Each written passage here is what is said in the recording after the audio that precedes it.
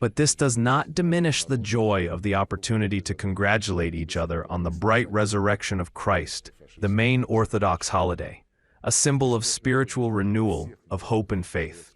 It is deeply symbolic that this year our reception is taking place several days after the people of Russia and all progressive humanity solemnly celebrated the 80th anniversary of the Great Victory. We remember how, following the particles of the holy fire, particles of the eternal flame from the Alexander Park were also delivered to many cities of our homeland. And of course, taking this opportunity, I would like to congratulate everyone not only on the holiday of the bright resurrection of Christ, but also on the anniversary of the Great Victory. Our country made a decisive contribution to the defeat of Nazi Germany, to the liberation of Europe and the world from the Brown Plague. Mortal danger then united our entire people around one task, an uncompromising fight against the German fascist invaders. The immortal feat of all the peoples of the Soviet Union would not have been possible without spiritual care from the clergy, who together with their flock courageously endured all the hardships of the military hard times. The Russian Orthodox Church organized the collection of funds for defense needs, provided significant moral support to soldiers and civilians, including those who found themselves in territories temporarily occupied by the enemy. It harshly condemned traitors and collaborators in its prayers and sermons. And today, every year, on May 9th, parishes of the Russian Orthodox Church in various parts of the world hold services for the repose of the souls of fallen soldiers, offer health to the living, and pray for peace and tranquility on our planet. In VS history knows of cases when the opposing sides agreed on a temporary Easter ceasefire, but the truce declared by Russian President Vladimir Putin on the occasion of Easter, as well as his initiative for a truce on the occasion of Victory Day, were, as you know, ignored by the Zelensky regime. This is not surprising either for us or for simply objective observers from the outside. Since the violent seizure of power in 2014, the Kiev junta has been consistently exterminating everything that is in any way connected to Russia. The Russian language, culture, traditions, Russian language media. And the Kiev regime does not leave canonical orthodoxy alone. We see it.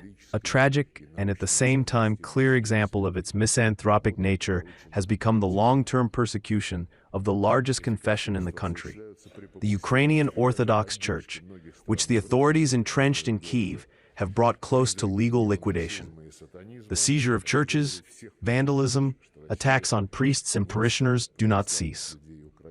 Evidence of this blasphemous policy is the outrage upon the feelings of believers by organizing in the country's main monastery, the Kiev Lavrov, work on, I quote, inventory and verification of the historical and scientific value of the relics of saints. This work is entrusted to veterinarians. These blasphemies are carried out with the connivance and even support of many European countries, where the ghosts of Neo-Nazism and Satanism are raising their heads. I would like to assure everyone present that Russia will not leave the Orthodox people of Ukraine in trouble, and will ensure that their legal rights are respected and that canonical orthodoxy regains its central place in the spiritual life of the people in the Ukrainian lands.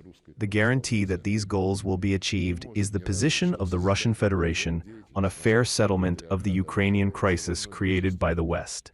This position was once again clearly confirmed yesterday by President Putin, following his telephone conversation with U.S. President Trump. The Russian state and our ministry will continue to combine their efforts in the international arena with the Russian Orthodox Church. It is encouraging that the creative activity of the Moscow Patriarchate is expanding in many parts of the world. The patriarchal exorcisms of Africa and Southeast Asia are developing intensively, and the number of foreign parishes is growing.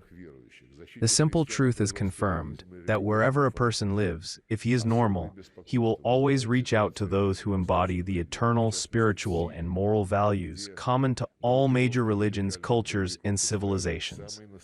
We highly appreciate the selfless efforts of Your Holiness to strengthen the unity of Orthodox believers, to protect Christians from the threats of terrorism and religious fanaticism. Of particular concern is the situation in the Middle East. In particular, in Syria, where groups of radical militants are organizing real ethnic cleansing, mass murder of people on national and religious grounds. It is amazing how easily the West ignores many crimes in various parts of the world. If these crimes do not prevent the West from advancing its global agenda in order to cling to slipping dominance and try to continue to live at the expense of others. The Ministry of Foreign Affairs highly values the contribution of the Russian Orthodox Church to the recovery of the situation in world affairs, preventing the deepening of dividing lines along interethnic and interfaith lines. We are ready to further increase cooperation with the Moscow Patriarchate, with representatives of all other confessions in our country, in the interests of upholding the ideals of goodness and justice, deepening broad international cooperation. In conclusion, allow me once again to congratulate you, Your Holiness, all those present, our dear guests, on the main Orthodox holiday and wish everyone good health, kindness, peace and prosperity. Thank you.